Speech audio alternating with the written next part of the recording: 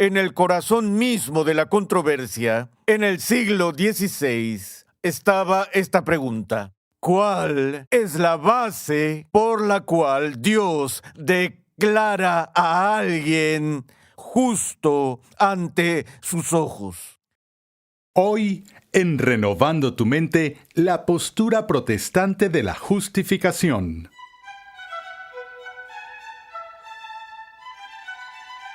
Esta pregunta pone de manifiesto una de las principales diferencias entre el catolicismo romano y la teología bíblica redescubierta durante la Reforma.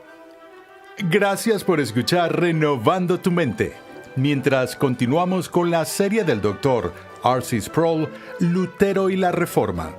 A través de 10 lecciones, el Dr. Sproul ofrece una introducción completa a la vida y el pensamiento de Martín Lutero. Con la mirada puesta en las lecciones que podemos aprender hoy en día, R.C. Sproul recorre los principales acontecimientos de la vida de Lutero y explora el Evangelio recuperado por Lutero y los demás reformadores protestantes.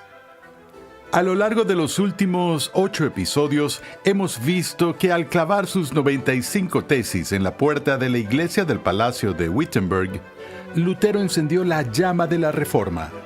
Y para que podamos entender por qué Lutero se mantuvo firme en sus convicciones, incluso al enfrentar persecución, debemos entender los temas teológicos que estaban en juego y la respuesta a la pregunta que R.C. planteó al principio. ¿Cuál es la base por la cual Dios declara a alguien justo ante sus ojos?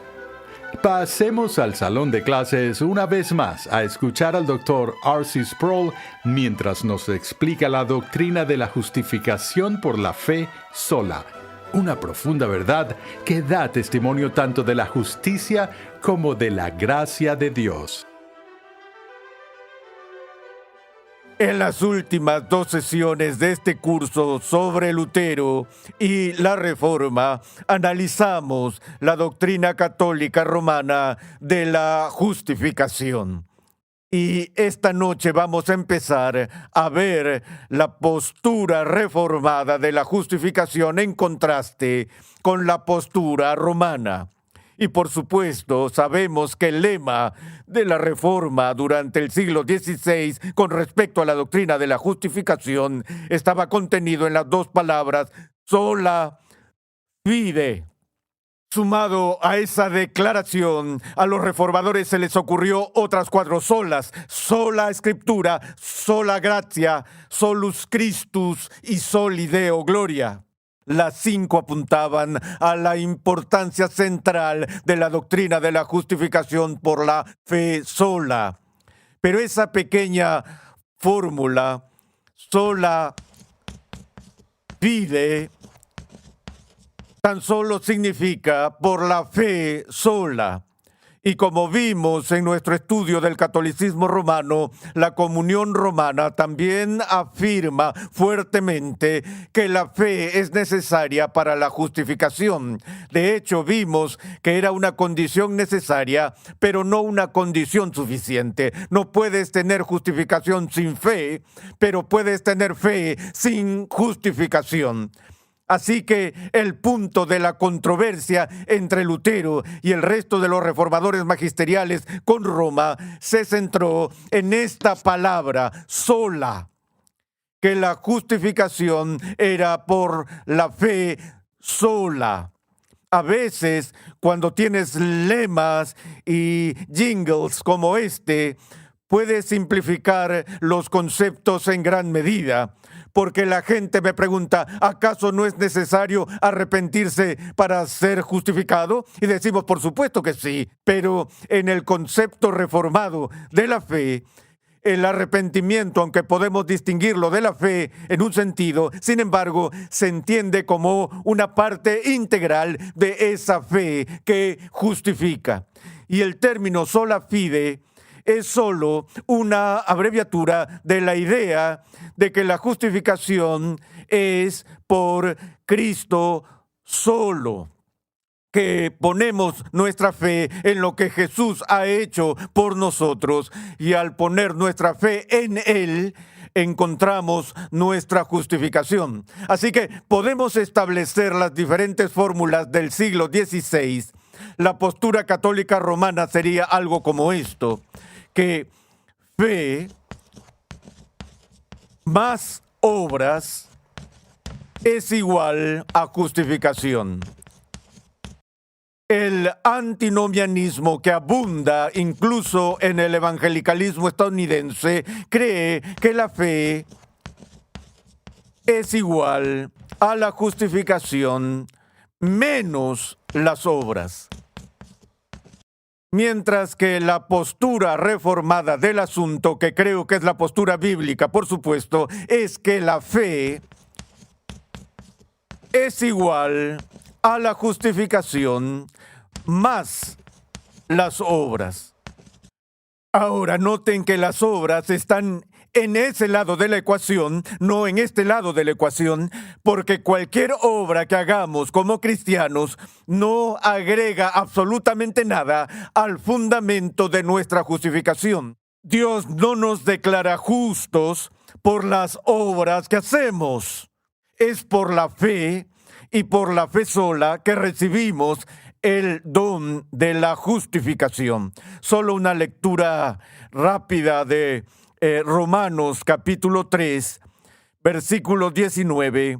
Ahora bien sabemos que cuanto dice la ley, lo dice a los que están bajo la ley, para que toda boca se calle y todo el mundo sea hecho responsable ante Dios.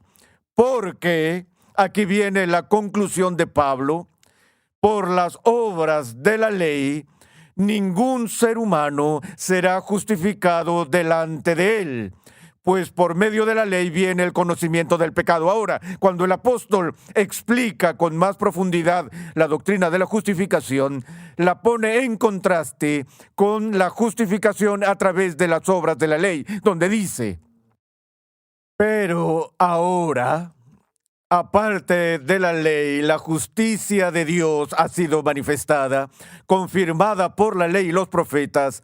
Esta justicia de Dios por medio de la fe en Jesucristo es para todos los que creen, porque no hay distinción, por cuanto todos pecaron y no alcanzan la gloria de Dios.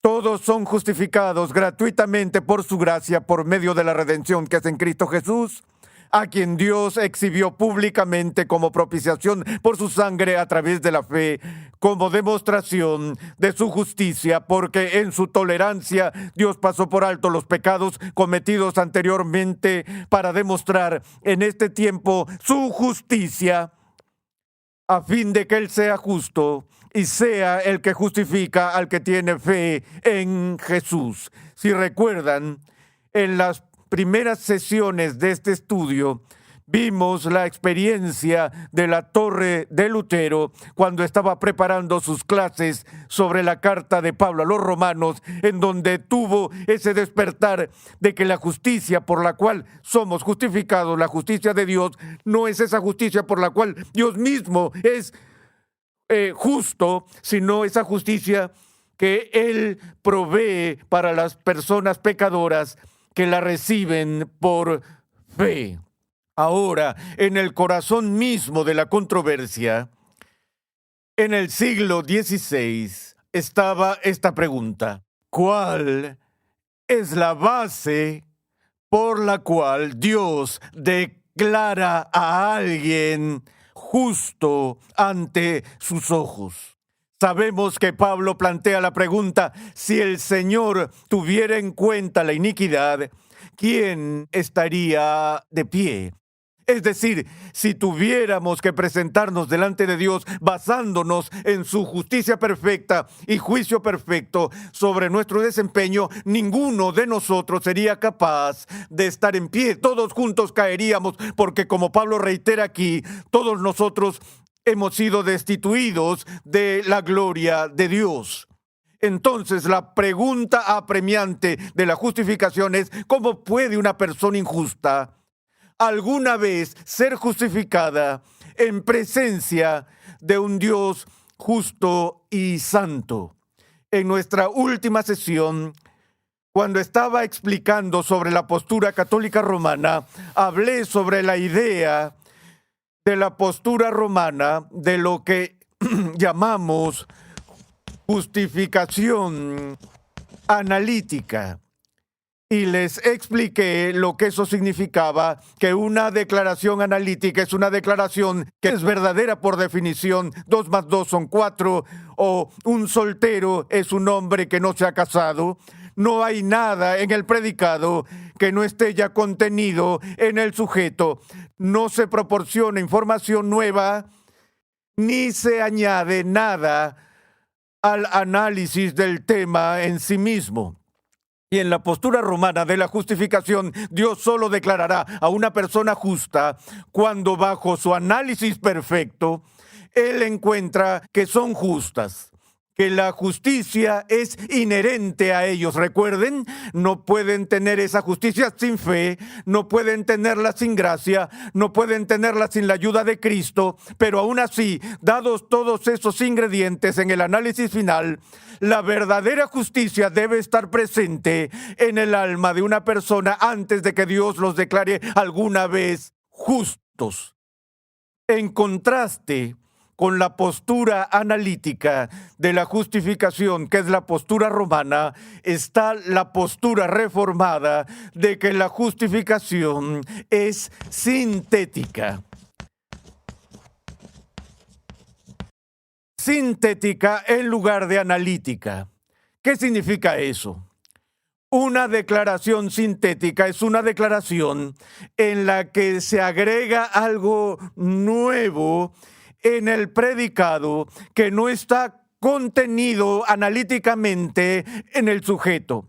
Si les dijera, el soltero era un hombre pobre, les he dicho algo nuevo en la segunda parte de la oración que no estaba ya contenida solamente en la palabra soltero, porque aunque todos los solteros son hombres no casados, no todos los solteros son hombres pobres y no casados. Tenemos solteros ricos que no están casados. Entonces, cuando hablamos de pobreza o riqueza, no es algo que sea automáticamente inherente a la idea de la soltería. Estamos diciendo algo nuevo. Hay una síntesis, por así decirlo, algo adicional que se agregó al tema. Y lo que queremos decir con eso cuando hablamos de la postura reformada de la justificación, que es sintética, es que cuando Dios declara que una persona es justa ante sus ojos, no es por lo que se encuentra en esa persona bajo su análisis, sino más bien por los motivos o sobre la base de algo que se agrega a esa persona. Y lo que se le añade a esa persona es la justicia de Cristo. Ahora, en ese sentido, Lutero insistió en que la justicia por la cual somos justificados es una justicia que Lutero llamó extra nos. Es decir, aparte de nosotros o fuera de nosotros. También lo llamó un justitium alienum, que es una justicia ajena.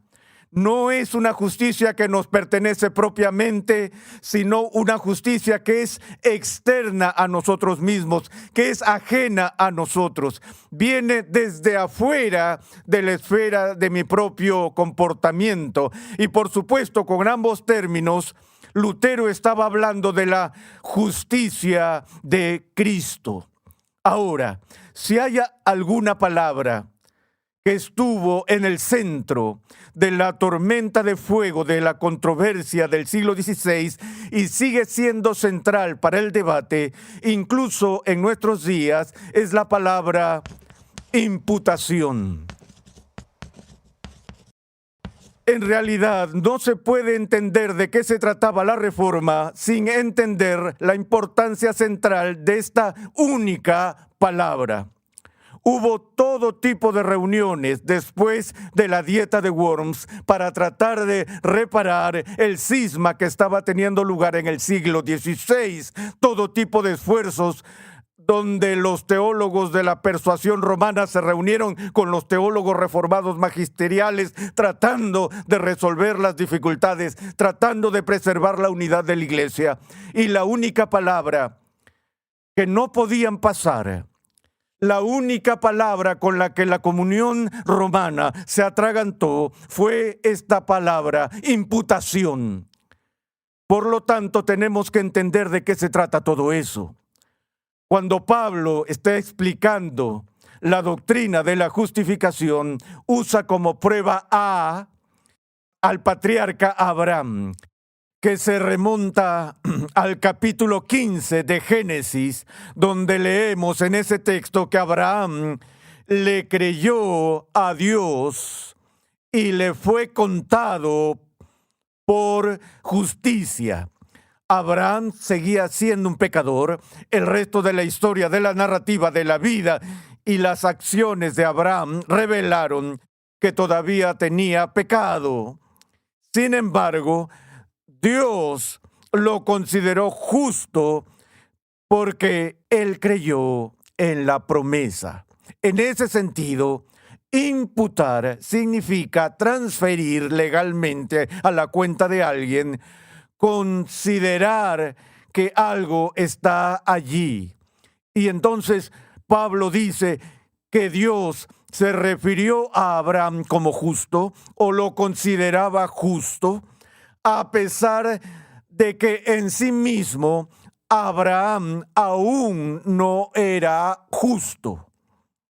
Entonces hay una gran diferencia entre la infusión de gracia que vimos la última vez, por la cual, según Roma, en los sacramentos, la gracia de Dios se derrama en el alma del creyente y sobre la base de esa justicia infundida, esa persona se vuelve inherentemente justa y por lo tanto es juzgada por Dios como justa.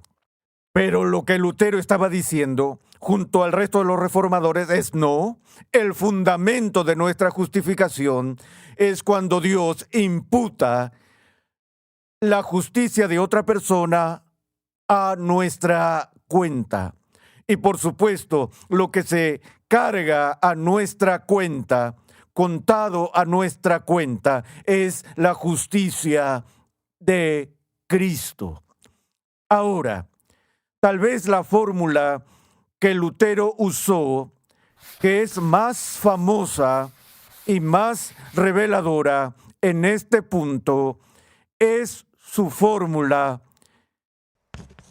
simul justus et peccator. Si alguna fórmula resume y captura la esencia de la postura reformada, es esta pequeña fórmula. Simul es la palabra de la que obtenemos en el español simultáneamente, o también significa al mismo tiempo.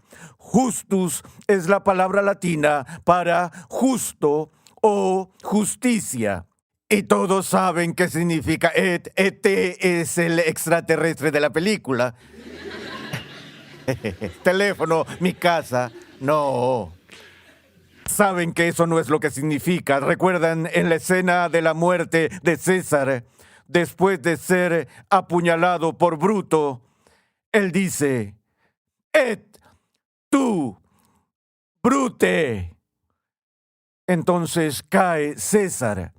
Y tú también, Bruto, simplemente significa, y peccator significa pecador. Así que con esta fórmula, Lutero estaba diciendo que en nuestra justificación somos al mismo tiempo rectos o justos y pecadores.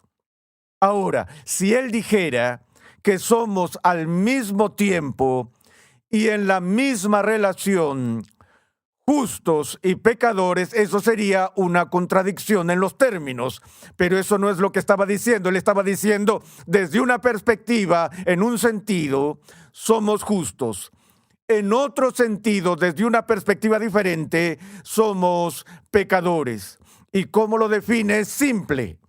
En y por nosotros mismos, bajo el análisis del escrutinio de Dios, todavía tenemos pecado. Seguimos siendo pecadores. Pero por imputación y por fe en Jesucristo, cuya justicia ahora se transfiere a nuestra cuenta, entonces somos considerados justos o rectos. Este es el corazón mismo del Evangelio. ¿Seré juzgado para entrar en el cielo por mi justicia o por la justicia de Cristo? Si tuviera que confiar en mi justicia para entrar al cielo, estaría total y completamente sin esperanza de cualquier posibilidad de ser redimido alguna vez. Pero cuando vemos que la justicia que es nuestra por fe es la justicia perfecta de Cristo, entonces vemos cuán gloriosas son las buenas nuevas del Evangelio. La buena noticia es solo esto: puedo ser reconciliado con Dios, puedo ser justificado por Dios, no sobre la base de lo que hice, sino sobre la base de lo que ha sido logrado a mi favor por Cristo. Ahora, es algo extraño para mí que Roma reaccionara de forma tan negativa a la idea de la imputación. Porque en su propia doctrina de la expiación, ellos sí creen que nuestros pecados son imputados a Jesús en la cruz. De lo contrario, no hay valor en la muerte expiatoria de Jesús para nosotros. Así que la idea, el principio de expiación está allí. No solo está allí, sino que cuando se habla de obtener las indulgencias a través de la transferencia del mérito del tesoro de méritos, ¿de qué otra manera se reciben esos méritos excepto por imputación?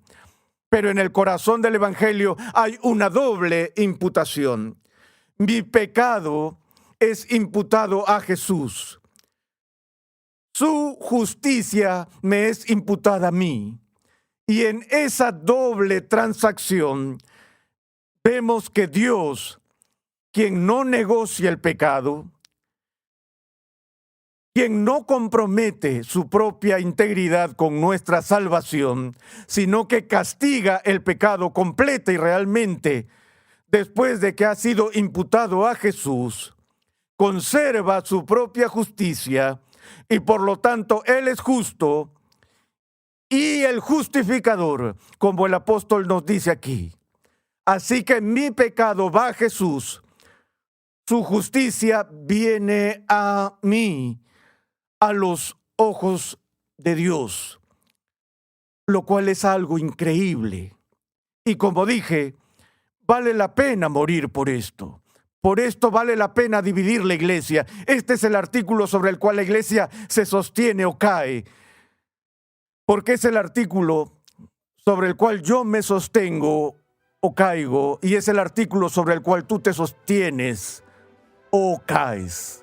Bueno, continuaremos con este estudio en nuestra próxima sesión y también veremos brevemente, al menos, la respuesta católica romana a la postura reformada de la justificación. Pero esperaremos hasta nuestra próxima sesión.